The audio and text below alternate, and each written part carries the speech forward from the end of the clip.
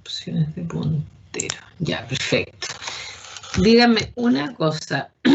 ¿Ven bien ahí? Sí, profe. Ya, perfecto. Voy a tratar de ver si es que la otra vez podría... No, ya. No lo voy a hacer así para la otra porque me voy a demorar. Como no puedo ver el chat, ¿ya? Si alguien escribe por chat y alguien me interrumpe con micrófono, sería ideal porque no lo voy a poder ver, ¿ya? Por cualquier cosa ahí que quieran preguntar o lo que sea. Ya, entonces, vamos a los primeros contenidos de esta primera clase del módulo clínica de adultos. Bueno, yo ya les comentaba, ¿cierto?, que la teoría del apego, entonces los contenidos van a ser conceptualización y fundamentos, distinciones conceptuales, respuesta sensible, mentalización, ciencias individuales en el apego, ¿no? Con eso vamos a trabajar.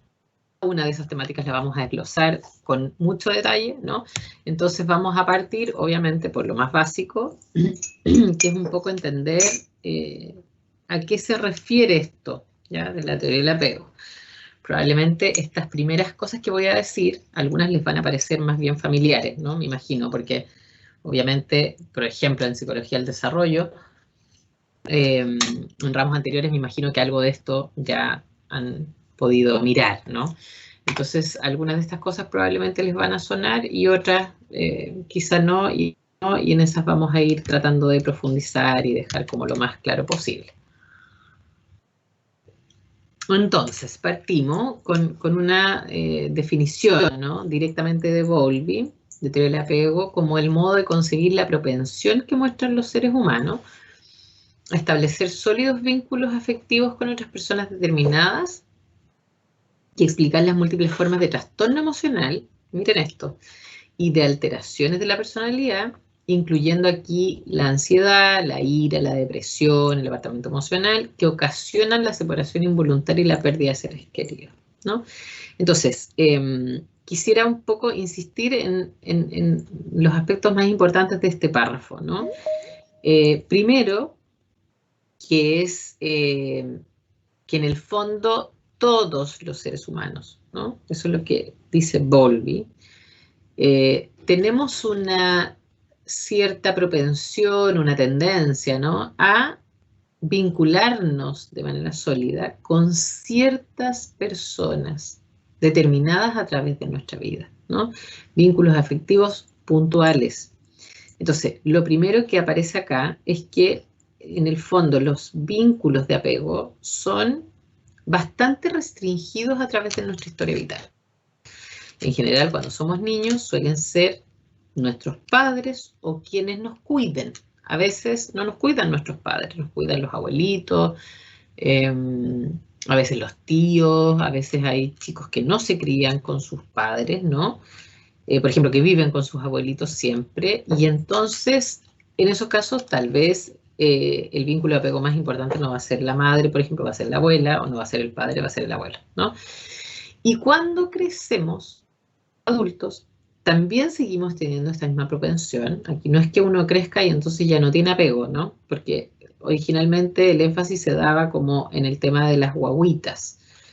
No, aquí los adultos también tenemos la misma propensión, ¿no? Solo que a veces no se ve tan evidentemente.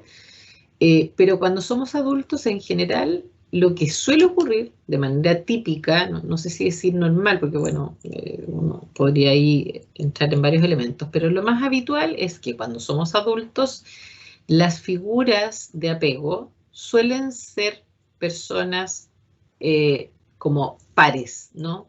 Es decir, parejas. Y lo habitual es que los padres ya no sean nuestras figuras de apego más importantes. A veces los adultos igual siguen teniendo sus figuras de apego más importantes los padres, pero no es lo habitual y no es lo ideal tampoco, ¿ya? Después vamos a ver por qué razón. Entonces, antes que un poco quiero compartir y enfatizar acá es que esas personas que llegan a transformarse en vínculos de apego son un grupo bastante reducido, ¿ya? Porque como ahora se habla tanto de esta teoría del apego, a veces la gente ya cualquier cosa, como que, no, es que estoy a mis amigos, No, la verdad es que los vínculos afectivos de apego es con un grupo bien específico de personas, tiene una alta especificidad, ¿ya? Pero fíjense que después viene otra cosa en este párrafo que a mí me parece muy interesante. Dice que es el modo de concebir esta tendencia, ¿no? Y de explicar las múltiples formas de trastorno emocional y de alteraciones de la personalidad. Entonces, aquí viene un poco lo que estábamos hablando antes del mini recreo, ¿no? De la pausa. Que es que desde Bowlby la psicopatología se entiende desde los problemas en el apego. Es decir, para Bowlby, ¿cierto? La forma en que él se explica por qué alguien puede llegar a tener un trastorno emocional o porque tiene alteraciones de la personalidad, ¿cierto? Para él tiene que ver justamente con algo que está ocurriendo en los vínculos. Eso ya es un cambio trascendental, ¿no? O sea, la mirada de Bowlby es una mirada muy como visionaria, ¿no? Pionera, no sé cómo decirlo. Y entonces ahí ejemplo, ¿no? Incluyendo aquí la ansiedad, la ira, la depresión, el apartamiento emocional, que ocasionan la separación involuntaria y la pérdida de seres queridos, ¿no? Bueno, y esta última parte entonces dice, ¿cierto? Tiene que ver con la forma de trastorno emocional, con las alteraciones ocasionadas por la separación involuntaria y la pérdida de seres queridos. Entonces, aquí hay un elemento. Lo que Bowlby está diciendo es que cuando hay una separación involuntaria y cuando uno pierde seres queridos, entonces eso podría ocasionar estas múltiples formas de trastorno emocional, ¿no? Entonces aquí, ojo, porque aquí, esto es un poco lo que yo estaba hablando adelante, ¿no? Fíjense en esto, aquí la psicopatología, desde Bowlby, ¿no? Ustedes pueden tener su reparo, no está dada por un problema eh, biológico. Desde aquí lo que él está diciendo es, cuando la gente tiene problemas psicopatológicos, esos problemas están ocasionados por la separación y la pérdida de seres queridos. Es decir, cuando nos ocurre algo importante, vincularmente hablando, entonces nos enfermamos, dice Bowlby, ¿no? Eso lo estoy poniendo un poco ejemplificando, ¿no? Pero esto es lo que quiere decir. Algo ocurre vincularmente que entonces cuando en esa área nos ocurre algo importante, nos tenemos que separar de una persona querida o cuando efectivamente tenemos una pérdida de seres queridos, ¿no? O sea, por muerte, por distanciamiento, por lo que sea, eso ocasiona, ¿no? Las múltiples formas de trastorno emocional.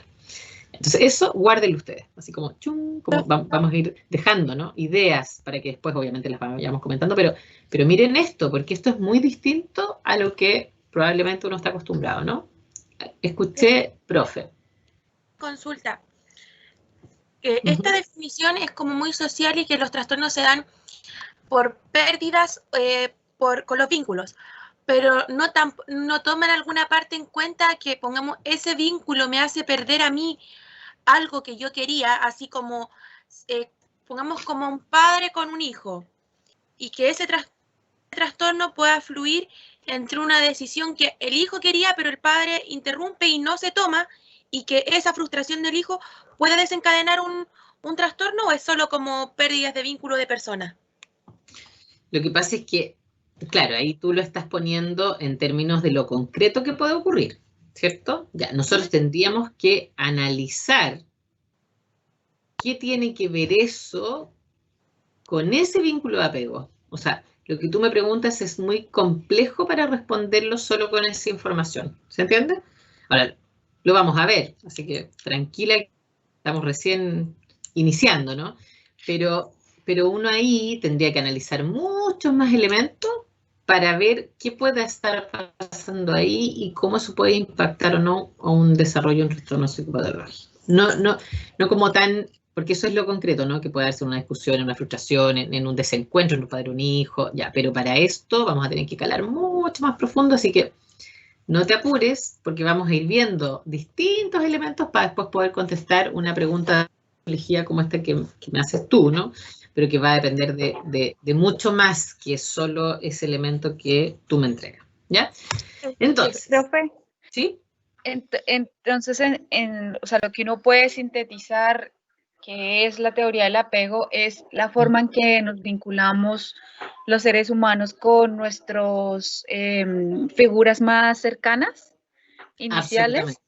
Sí, Ya. sí. Y esa configuración, sí. Y esa configuración hace las bases y los cimientos de la estructura de nuestra personalidad y cómo nos relacionamos con el entorno, ¿cierto? Y con nosotros mismos.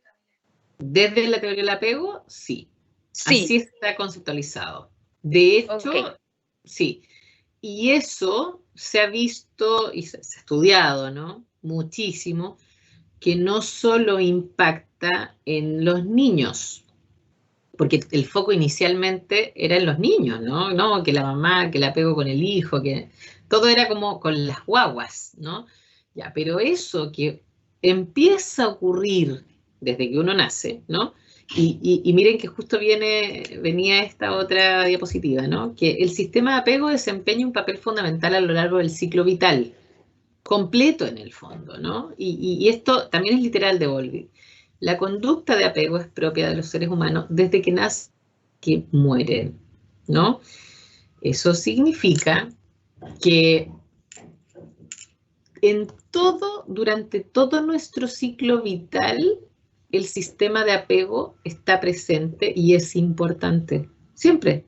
Niños, guaguitas, niños pequeñitos, adolescentes, adultos, adulto joven, adulto propiamente tal, adulto mayor, ¿no? O sea, que aquí solo una guagua, entre comillas, necesite a alguien como una madre o un cuidador X, padre, tío, no sé,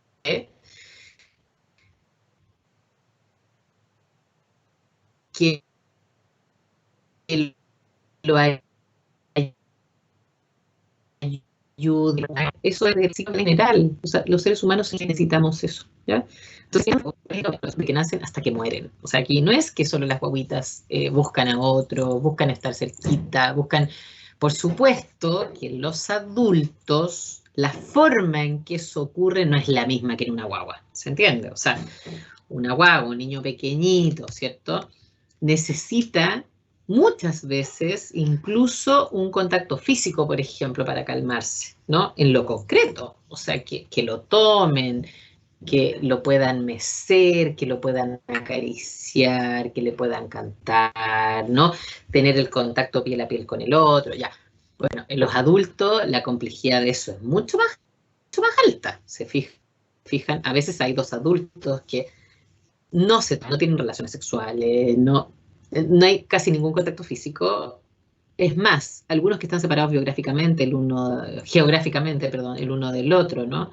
Y aún así siguen teniendo un vínculo de apego que es muy potente, por ejemplo, ¿ya? Entonces, por lo mismo, en la forma que se manifiesta, ¿ya? Pero como sistema de apego está durante todo el ciclo vital. Bueno, y ustedes, no sé si lo comenté el semestre pasado, ¿no? Pero de hecho, por ejemplo, en el caso mío, a mí lo que me interesa es en el adulto. Yo no estudio el apego en guaguas, por ejemplo. A mí no me interesa el apego, o sea, no es que no me interese, sino que mi foco como de investigación, ¿no? Está puesto en el apego en el adulto. Yo solo trabajo hablando, yo siempre trabajo con población en general de los 18, a veces hemos incluido un poco menos, pero en general de los 18 en adelante, ¿no? O sea, yo estudio procesos de apego solo en adultos, ¿ya? Como para que un poco entiendan que es un mundo también muy importante para los adultos, ¿ya? En ese contexto, la teoría del apego, lo que también decía Bowlby, ¿cierto? En sus textos, en sus libros, es que es una fuerza motivacional primaria que tiene su propia dinámica y la necesidad de formar y mantener relaciones de apego es primaria y diferenciada, por ejemplo, de la necesidad de alimentación y de la necesidad sexual, ¿ya? Entonces, aquí hay otros elementos que en el minuto que Bowlby planteó su teoría, ¿cierto? Fueron complejos eh, eh, y fueron motivo de crisis con el psicoanálisis de su época, el grado de ética clásica, por esto y otras razones, ¿no? porque lo que él señaló es que en verdad el apego ni siquiera depende de, por ejemplo, la alimentación, porque, claro, en algunos teóricos anteriores lo que se decía es que la guagua, en la medida que la alimentaban, ¿cierto?, se apegaba. Bueno, no sé si ustedes han escuchado, puede que yo les haya contado, así que por eso también lo pregunto, pero en cercanos a los que Bowlby estaba planteando su propia teoría, ocurre todo esto de las guerras mundiales. Bueno, y en ese contexto muchos niños, muchas guaguitas quedaron sin sus figuras de apego, que eran sus padres, ¿no? Entonces, como murió mucha gente, muchas guaguitas eran llevadas a hospitales para poder alimentarlas, ¿cierto? Y en el fondo, que además quedaban sin hogar. Y hubo en esa época un autor que es muy famoso hasta ahora, que se llamaba René Spitz, ¿no?, que hizo muchas investigaciones en los hospitales. Y él se dio cuenta que muchos niños de esos fallecían, ¿no? Y claro, a él le empezó a llamar la atención que por qué esos niños, ¿no?, teniendo sus necesidades básicas hechas, por ejemplo, que eran alimentados, que eran bien alimentados, etcétera, algo ocurría con ellos al no tener estas figuras primarias, ¿no? Entonces, claro, lo que fue un poco también lo que pasó en los experimentos de Harlow, ¿no?, con sus monitos, en que él se dio cuenta que los monitos preferían la madre de felpa, aun cuando la que los alimentaba, comillas, ¿no?, porque esto era un experimento, era una madre de fierro, ¿no? Entonces, bueno, empezaron a haber una serie de investigaciones que mostraron en el fondo que la alimentación no lo es todo en una guagua, en un bebé, ¿no? Hay otras cosas que la figura de apego proporciona que van más allá de esto. Ahora hay investigaciones mucho más actuales, ¿no?, que incluso muestran que el sistema inmunológico, por ejemplo, ¿no?, funciona mejor cuando hay figuras atentas a las guaguas, cuando hay estilos de apego más seguros en los padres. O sea, ahora ya es un mundo en el fondo, ¿no? Pero en su época era como esta conexión, ¿no? Bueno, pues si yo alimento una guagua, entonces se apega, ¿no?, a mí. No depende de la alimentación. Y ojo, porque en el nivel adulto, ¿no?, muchas veces también lo que se decía era que esto tenía que ver con el sistema sexual. Tampoco. El estar apegado a alguien, en adultos, por ejemplo, ¿no?, tampoco depende del sistema sexual. De hecho, hay muchas parejas que mantienen una relación por muchos años en que efectivamente el vínculo de apego es muy de alta intensidad, no se pueden separar, etcétera, y el sistema sexual no funciona entre ellos, ¿no? Entonces, desde allí es importante como que el apego tiene un estatus primario propio, no depende de otros sistemas, ¿no?, en los seres humanos. Además de eso, la función de la teoría del apego es una función que uno la podría relacionar mucho con todo lo que es la teoría de la evolución, ¿ya? El hecho de que nosotros, los seres humanos, y en algunos animales también pasa así, ¿cierto?, nos apeguemos, busquemos esta cercanía, incluso muchas veces física, con un otro, ¿no?, sobre todo cuando nacemos, que piensen ustedes en esto, ¿no?, que era también lo que decía Bowlby en muchas de sus definiciones, que el apego se daba con figuras más sabias que uno, ¿no?, como que a uno lo podían proteger. Sobre todo cuando somos guaguitas. Bueno, la función justamente de eso es la protección del peligro y afianzar la seguridad. Entonces, en la medida que las guaguas humanas, por ejemplo, tienen la posibilidad de tener una relación de apego, un vínculo de apego con otro, ¿cierto?, y ese vínculo se establece, anda bien, etcétera, entonces son del peligro. Y obviamente que la guagua, el niño después, ¿cierto?, el adulto, el que sea, vaya afianzando la seguridad de que hay una protección frente al peligro, ¿no? Y eso no ocurre. ¿Sí? Disculpe, quería también preguntarle algo que me quedó dando vueltas. la teoría del apego, entonces también podría entrar en la escala de las necesidades, pero de las necesidades básicas de un ser humano, del ser humano. Lo que pasa es que no está... Como alimentarse, como sí. Estar protegido, hace parte de las necesidades. Lo que pasa es que la teoría de las necesidades, ¿cómo te lo explico? La propuesta teórica, la generación, ¿no? Porque las necesidades pertenecen a las motivaciones, ¿cierto? Primarias, están dentro de ese grupo, como de los procesos afectivos, de que los amos en... Entonces, claro, la teoría del apego no está puesta como una necesidad literalmente, ¿no? Como la propuesta teórica de las necesidades. La teoría del apego está como un sistema completo, ¿no?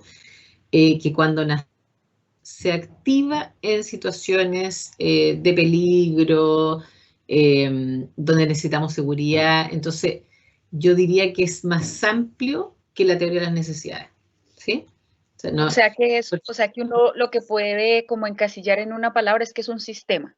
Sí. Y de ahí todo lo que está, ya estoy haciendo descripción, pero no a la necesidad, ya necesidad lo que corresponde pasa es que, a otra cosa. Sí, porque las necesidades en general están como bien establecidas, entonces, y son un grupo que está identificado. Ahora de memoria no te las podría mencionar, pero no sé, pues está la necesidad del hambre, de la sed, de la regulación de la temperatura, es como que están bien tipificadas, ¿no? Y están más dentro de ese tipo de área. Esto es mucho más amplio, ¿no? Pero es una motivación primaria, o sea, podría estar dentro de las motivaciones del ser humano, ¿no? Y no dependiente de motivaciones, ¿ya? Entonces, función, proteger del peligro. Si nosotros tenemos la posibilidad de apegarnos a alguien que nos cuide, tenemos muchas más probabilidades de vivir, porque hay alguien que nos va a proteger del peligro. ¿Se entiende? O sea, tan así como, no sé, pues cuando piensen además que la teoría del apego tiene un énfasis en que viene con una impronta también de la teoría evolutiva de Darwin, ¿no? Así como decayendo, o sea, me refiero como de base teórica, ¿no? Entonces, lo que Darwin veía en los animales es que en la medida que una cría que nace y tiene la posibilidad de ser cuidada, ¿no? Por su progenitor, etcétera, obviamente tiene muchas más posibilidades de vivir que una que no lo es. ¿Por qué? Porque esas figuras protegen a esas crías del peligro, ¿no? Bueno, lo mismo pasa con los seres humanos. Entonces, profesor, ¿sí? Una duda es que me quedo algo dando vuelta y resonando en la cabeza. Porque en la diapositiva anterior se habló usted nos dio el ejemplo de las guerras mundiales. Estos bebés también fallecían, pero a lo mejor era en el sentido, esas personas o las cuidadoras en los hospitales, será porque a lo mejor yo creo igual que también como que trataron a su forma de protegerlo al peligro, o a lo mejor eran tantos niños que no se podía con todos y por eso fallecían, o cómo, o porque pongamos, uno ve a veces los animales que tienen, una persona tiene a cargo muchas crías o una mamá tiene muchos bebés, muchos hijos y logra, pero a lo mejor puede que aquí también influyera el trauma de esa pérdida y del cambio, porque yo creo que también los bebés sienten lo que está pasando a su alrededor. Y uno también le traspasa, bueno, como mamá, uno aparte, sé que no es muy importante la leche en el sentido del apego, o es importante, depende de la persona, pero uno le traspasa ya lo más básico. Uno si come un ají, el bebé puede que se enferme de un cólico estomacal. Entonces los bebés sienten todo lo que uno va sintiendo. Si el bebé siente que si uno anda enojado, el bebé va a andar más inquieto, va a andar más llorón. Entonces es que es complicado, pero es muy interesante, porque uno me planteo, ¿por qué esos bebés murieron a lo mejor? Si esta a lo mejor trataban de darle todo de sí. Exacto, ya, pero piensen en esto. En un hospital, que es un poco lo que pasa en el Sename y todas esas redes, ¿no? Lo ponemos en algo más actual. Hay un cuidador cada cuántos niños, por ejemplo, ¿no? Entonces, ustedes piensan en un hospital, hay una enfermera cada cuántas guaguas hospitalizadas, no sé, o sea, no es una enfermera por guagua, digamos, ¿se entiende? O sea, en el fondo no hay recursos para todo ello, ¿no? Ya, el Sename, cada niño no tiene un cuidador.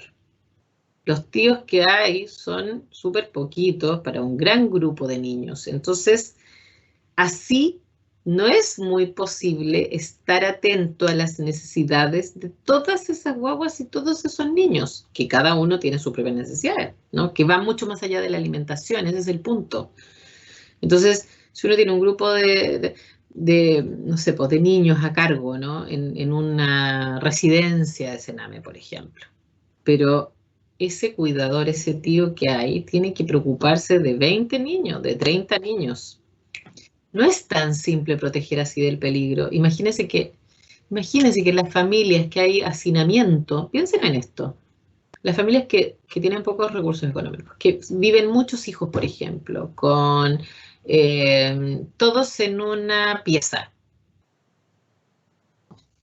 Ese cuidador alcanza a estar preocupado de 9 niños, por ejemplo, de proteger de peligro a 9 niños viviendo en una sola pieza, por ejemplo, que de repente va a alojar a esa misma pieza, que hay 2 camas, su hermano, que tiene 15 años y que su sobrino tiene 4, o que tiene 12 años, su sobrino tiene 4, puede protegerlo, por ejemplo, lo que ocurre en la noche, si están todos durmiendo y están apilados en camas de... No puede, po. No. ¿Se entiende? O sea, Aparte, yo creo que es que es difícil también para el cuidador que trabaja en el hospital o en la residencia, porque tampoco es como, o no sé si estoy bien yo, es como permitido tener un vínculo con el niño, así como encariñarse mucho de él. sí, Siempre hay como mucho protocolo, como tú lo puedes cuidar, pero no lo puedes sí, tocar, no puedes sí, darle tanto un abrazo, porque ahora es sí. todo con protocolo. Entonces, Todo. ¿a quién se apega ese niño? Y No ahí ya tiene, vamos, y ahí no vamos a tiene la tener un posibilidad, po. efecto a futuro, po. Absolutamente. Entonces, hay muchos elementos que cuando ocurre eso, porque vuelvan ustedes en su mente a la primera diapositiva, a la diapositiva inicial, ¿no? Esos niños tuvieron una pérdida de su figura de apego más importante. Los papás los mataron en la guerra, perdieron a sus padres en la guerra, ¿no? Son guaguas que quedan sin esa figura. Los chicos que están en una residencia del Sename, que tienen que dormir ahí, esos no tienen a sus padres, por eso están en el Sename, po. Y si los tuvieran, estarían ahí. ¿Se entiende? O sea, ellos ya vienen de una pérdida de ese vínculo más importante. Entonces llegan a un contexto donde no hay alguien que pueda estar disponible, que es lo más importante en términos de la teoría del apego. Entonces eso implica que no hay un adulto ahí constantemente para estar atento a las necesidades de ese niño. Y eso implica que no lo van a poder proteger muchas veces del peligro, ¿no?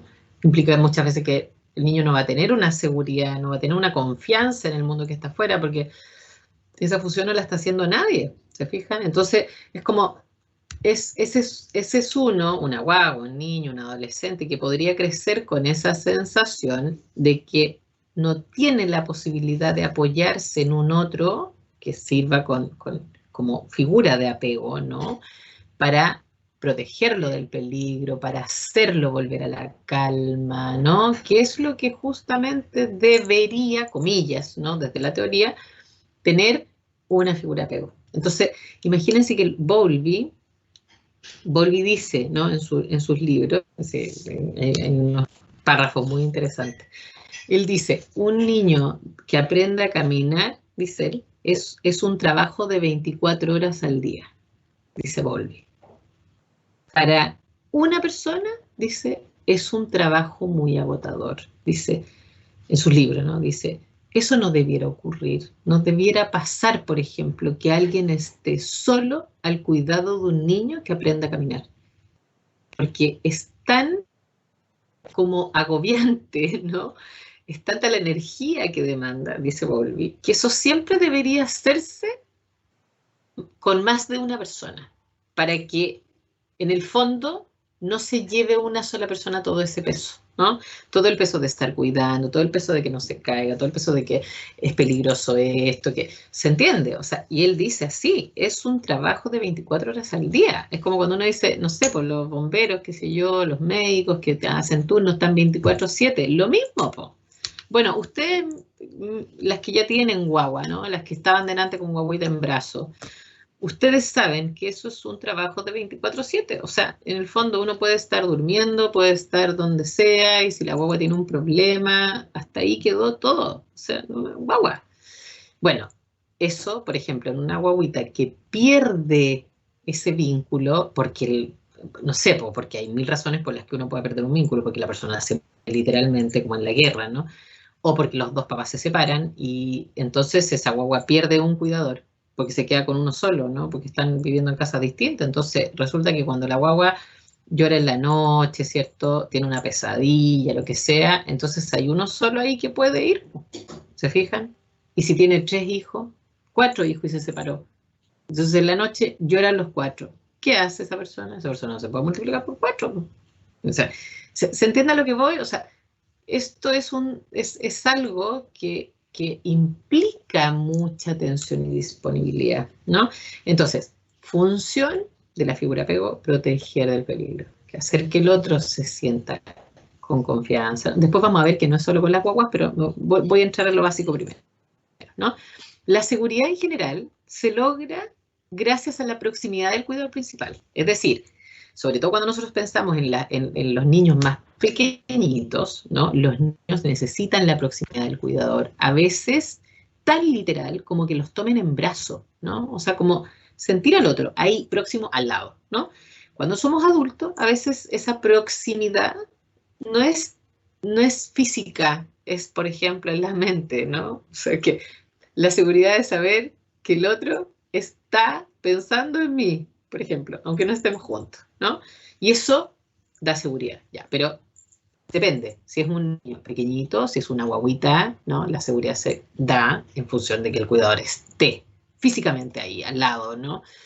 Y además, la jerarquía del sistema de apego es superior en el sentido de que cuando nosotros tenemos activado el sistema de apego, el sistema comportamental, lo que es la conducta del apego, es más importante que otros sistemas, como por ejemplo, ¿cierto? El sistema sexual, la alimentación, el aprendizaje, etc. Entonces, cuando el sistema de apego se activa, es como que está en primera jerarquía. O sea, alguien que está con la sensación, miren esto, de que hay un peligro, porque, bueno, eso no lo he dicho, eso es interesante también. Cuando el sistema de apego se activa en un ser humano, cuando tiene la sensación de que puede haber un peligro, ¿ya? Nosotros no estamos en el sistema de apego activo todo el día, en el fondo, ¿no? Eso, o sea, que eso además sería muy agotador. Nosotros estamos, mientras estamos tranquilos, ¿no? Tranquilas, por ejemplo, ustedes ahora, si todo anda bien, comillas, ¿no? Y no tienen una gran preocupación en este minuto y están en la clase, ¿no? O yo misma que estoy aquí en la clase, pero bueno, mis hijas están, más encima están en mi casa, aquí en unas piezas más allá nomás, ¿no? En su clase, entonces yo sé que están bien, mi marido está trabajando, está bien, ¿no? Estoy tranquila, ¿no? Mi sistema de apego está tranquilito en el fondo, no está activado. Ya. Pero ¿en qué momento se Profe, activa? Al tiro, porque si no se me va a ir la idea. ¿En qué momento se activa? Cuando yo tengo la sensación de que hay un peligro en el fondo. Y ahí entonces, ¡chum! ¿No? Ya, cuando eso ocurre, la jerarquía de ese sistema está por sobre los demás sistemas. Entonces, si ahora, ¿cierto? Por ejemplo, eh, la que estaba delante con una de sus guaguitas, ¿cierto? Imagínense que, pucha, ustedes están en la clase, ¿cierto? Aquí están tratando de escuchar lo que yo digo, pero ven que la guagua está ahí, no sé, jugando, la tratan de tener como en su corralito, no sé, para que no se les caiga, qué sé yo. Pero imagínense, ni Dios quiera, está una de ustedes en eso, y de repente no se dan cuenta y la guagua sale del corral y se va de cabeza, por ejemplo. Hasta ahí llegó la clase. Entonces usted, la que le pase eso, olvídense que me va a seguir escuchando, po, ¿Por qué? Porque ante esa señal de peligro, de angustia, ¿no? Entonces el sistema de apego se activa y todo lo demás deja de ser importante. Entonces probablemente si a alguna de ustedes le llegara a pasar eso, ni Dios quiere, ¿no? ¿Qué va a ocurrir? Que ustedes van a ir a ver a su guagua en el fondo y se acabó la clase, ¿qué me importa la profe Luz Mena y su teoría del apego? Váyanse a la miércoles, mi guagua es lo más importante y punto. Y qué miedo, ¿no? Qué miedo que le pase algo y se habrá pegado la cabecita y pucha, ojalá que no sea nada, ¿no? Si, no sé, por desgracia se pegó en la cabeza y había suelo de piedra, ¿no? Y se le hizo un tajo, olvídense, ¿no? ¿Se entiende? O sea, una vez que, si eso está así, entonces mis otros sistemas no funcionan bien. Porque el sistema de apego tiene una jerarquía superior, porque además, evolutivamente hablando, ¿cierto? Nos protege del peligro. Entonces, si esa señal de alarma se enciende, entonces yo tengo que buscar la forma de cuidarme de ese peligro, ¿no? Y entonces, todo lo demás pierde sentido. El tema es protegerse, salir del peligro, volver a la calma. Luego yo... Profe, ¿Sí? Espéreme, que alguien antes algo había dicho, ¿o no? creo que la Ángela. Sí, Alguien parece que me quería hacer una pregunta justo antes de usted. Lo escucho a los dos, pero en el mismo orden, porfa, que pregunta, para que no se me sienta ninguno. Ya. Yo la pregunta que quería hacer era que, por ejemplo, cuando se habla de alta demanda, que ese concepto lo vi en bebés o personas de alta demanda, ¿eso corresponde a la teoría del apego? No sé, no me suena, yo creo que no.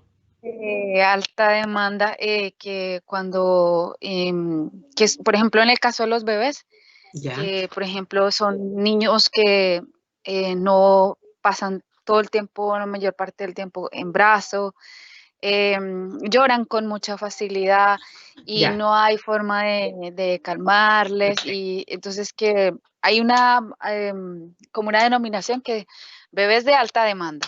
Perfecto. Ya, miren. Eso no se apuren, porque eso lo vamos a mirar, tal vez no igual como tú lo pones en ese concepto, alta demanda, ¿no? Pero eso lo vamos a ver con más calma cuando veamos los distintos estilos de apego, ¿no? Porque hay un estilo, que es el estilo ambivalente, ansioso ambivalente, ¿no? Que tiene esa característica que tú estás comentando, ¿no? Que desde, efectivamente, la teoría del apego se le llama estilo de apego ansioso ambivalente, ¿no? Y en el adulto se le llama estilo de apego ansioso preocupado, ¿ya? Pero déjame ir caminando hacia allá porque ahora estoy en lo más básico todavía y luego vamos a transitar como hacia las características de los distintos tipos o estilos de apego, ¿ya? Bueno, profe. Sí. Es que pensé la que otra estaba pregunta. ligado con, Sí, no, con el está concepto que usted dio de sumamente ligado. Así que vamos a ir hacia allá. Ya, y había una pregunta más. Sí, Ok. profe. Es que con respecto a lo que usted dijo, así como la reacción que debería haber al momento de la activación del sistema de apego, ¿qué Ya. ocurre si no hay esta reacción? ¿Cómo se explica eso? Por ejemplo, a un cuidador o cuidadora está con algún bebé y pasa, Ya. por ejemplo, lo que usted dijo, y no hay esta reacción así como de que pase a tener como el primer lugar en cuanto a jerarquía y se queda como que ya hay una despreocupación hacia eso. ¿Cómo se explica eso? O Perfecto. sea, ¿siempre Ya, tiene el primer perfecto. lugar o puede ser que hayan otras necesidades que lo desplacen? Ya, perfecto. Es que hay varias preguntas en una. Porque me da la impresión que tú me estás preguntando qué pasa si ese cuidador no activa su sistema de apego frente a esa situación, ¿cierto? Sí. No me está la guagua en el fondo, ¿sí? No, pero el Ya, cuidador. perfecto. Ya, entonces, ahí hay varias posibilidades. Una es que esa respuesta pueda depender a su vez del propio estilo de apego que tenga ese cuidador, ¿sí? Ya, pero ahí nos tendríamos que ir a la historia de ese cuidador, ¿se entiende? Por ejemplo, algunos padres, ¿no? Y eso lo vamos a ver también más en detalle cuando veamos cada estilo, ¿no? Algunos padres, frente a ciertas situaciones que pueden ser estresantes habitualmente, como la caída de un hijo, ¿no? Que le salga sangre y todo. Bueno, algunos padres fueron como educados, criados, ¿no?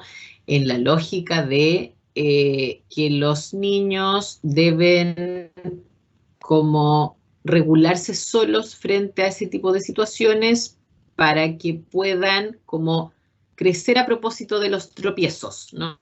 Me refiero, no literalmente, sino que como que se fortalezcan a propósito de que independiente que tengan una caída, que cuando chicos puede ser una caída literal, ¿no? Y cuando más grande puede ser una caída grande, ¿no? Entonces, la forma de resolverlo tiene que ser solos, ¿no? Como cuando los papás, por ejemplo, dicen, no, mi hijo tiene que dormirse solo, aunque sea guagua, ¿no? Entonces, no, aquí no, nosotros no hacemos dormir a los niños, los acostamos en su cuna, les cerramos la puerta y ahí se tienen que quedar hasta que se duerman, ¿no? Entonces, toda la forma de regularse debe ser hecha de manera autónoma, ¿no? Autorregulación, ya. Entonces, puede que en esos casos, ¿no? La persona como adulto, cuidador, ¿no?